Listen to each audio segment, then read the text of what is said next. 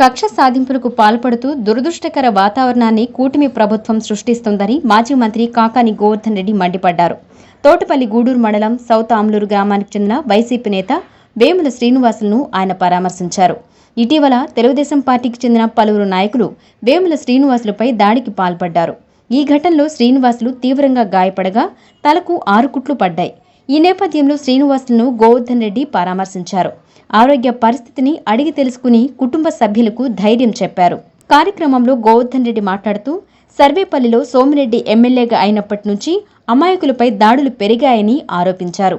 దొంగ కేసులు పెట్టడం, స్టేషన్లలో కూర్చోబెట్టడం వంటి సంఘటనలు సర్వసాధారణంగా మారిపోయాయని అన్నారు. సోమిరెడ్డికి సొమ్ము చేసుకోవడం తప్ప ప్రజలు పడే ఇబ్బందులు కనిపించవని విమర్శించారు. అధికారం ఉందని విర్రవీగే టీడీపీ నాయకులకు బుద్ధి చెప్పే రోజులు దగ్గరలోనే ఉన్నాయని హెచ్చరించారు.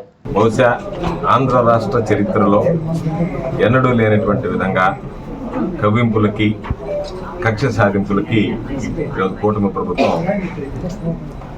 ప్రోత్సహించేటువంటి పరిస్థితి దురదృష్టకరమైనటువంటి వాతావరణాన్ని కల్పిస్తుంది.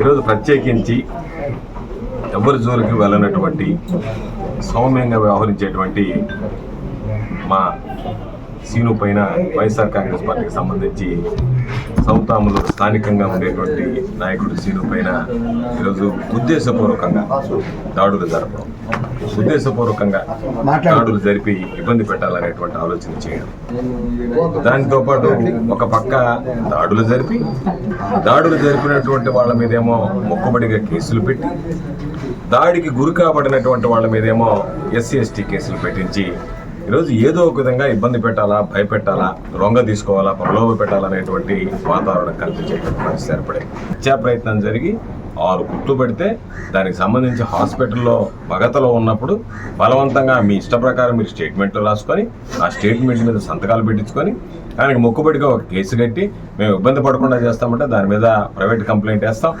ప్రైవేట్ కంప్లైంట్ ద్వారా సెక్షన్ ఆల్టరేషన్ అడుగుతాం. లేదనుకుంటే దాని మీద పునర్విచారణ జరుగుతుంది. ఆ కేసు మీద పునర్విచారణ జరిగినప్పుడు ఎవడైతే నేరాలకు పాల్పడ్డారో వాళ్ళ అంతు చూడటమే కాకుండా వాళ్లకు వంతపాడి ఈరోజు ఎవరైతే అధికారులు నాటకాలు ఆడారో వాళ్ళను కూడా విచారణలో వదిలిపెట్టేటువంటి పరిస్థితి ఉండదు. కాబట్టి ఇప్పటికైనా మీరు జాగ్రత్తగా వ్యవహరించండి. సర్వేపల్లికి పెట్టిన దరిద్రం సోమిరెడ్డి ఈరోజు నిద్రలేస్తే దోచుకోవడం తప్ప సర్వేపల్లికి సంబంధించి అభివృద్ధి, సంక్షేమం ఏం లేదు. రెండే: దోచుకోవడం, ప్రశ్నించే వాళ్ళ మీద ఏదో ఒక విధంగా దాడులు చేయించి డైవర్షన్ పాలిటిక్స్ చేయడం తప్ప మరొకటి లేదు. ప్రజలకు ఇచ్చినటువంటి వాగ్దానాలు నెరవేరలేదు, ప్రజలకు ఇచ్చినటువంటి హామీలు నెరవేరటం లేదు, స్థానికంగా ప్రజలు పడేటువంటి ఇబ్బందులను ఆలోచన చేయడం లేదు. ఎవరు పెడితే వాళ్ళకి తీసుకెళ్లడం, స్టేషన్లో కూర్చోబెట్టడం, దొంగ కేసులు కట్టడం, వాళ్ళని తీసుకెళ్ళి కొట్టడం, ఈ రకరకాలైనటువంటి ఇబ్బందులకు గురి చేయడం అనేటువంటి సాధారణమైపోయి దాన్ని ఈరోజు ప్రభుత్వం అసమర్థంగా ఉంది కాబట్టి, పోలీసు విభాగం అసమర్థతగా ఉంది కాబట్టి ఈరోజు రౌడీ షెటర్లు పెంచిమరిపోతున్నారు, రౌడీజం పెంచిమరిపోతుంది, దాడులు విపరీతం అయిపోతున్నాయి, ఉధృతం అవుతున్నాయి. కాబట్టి వెంటనే కొత్తగా వచ్చినటువంటి ఎస్పీ గారు దీని మీద ప్రత్యేకమైనటువంటి దృష్టి పెట్టి ఎక్కడైతే దాడులు జరుగుతున్నాయో పక్షపాత వైఖరి కాకుండా పారదర్శకంగా, నిష్పక్షపాతంగా విచారణ జరిపించి సర్వేపల్లి నియోజకవర్గానికి సంబంధించి కానీ, నెల్లూరు జిల్లాకు సంబంధించి కానీ వైఎస్ఆర్ కాంగ్రెస్ పార్టీ శ్రేణులకు అన్ని విధాల అండగా నిలుస్తాం. వైఎస్ఆర్ కాంగ్రెస్ పార్టీ కష్టకాలంలో ఎవరైతే వైఎస్ఆర్ కాంగ్రెస్ పార్టీ జెండాని భుజాన వేసుకుని మోస్తున్నారో వాళ్ళకి ఏది జరిగినా సరే మా కుటుంబంలో జరిగినట్టుగా భావిస్తాం, మా కుటుంబ సభ్యుడి మీద దాడిగా భావిస్తాం తప్ప మరొకటిగా భావించాం. సీను మీద జరిగినటువంటి దాడిని ఖండిస్తున్నాం. తప్పనిసరిగా రాబోయేటువంటి రోజుల్లో సీనుకి ఏ విధంగా అయితే ఈరోజు మీరు దాడి చేశారో అంతకి 10 రెట్లు మీరు అనుభవించడానికి సిద్ధంగా ఉండండి అని చెప్పి హెచ్చరిస్తాం. ఎక్కడన్నా ఎవరన్నా వస్తే ఆయన లోకేష్కి చెప్తే, సార్ పలానోడు మంచోడు కాదంటే రాసుకోబోయేది రెడ్ బుక్, అంటే ఇది కక్ష సాధింపు బుక్.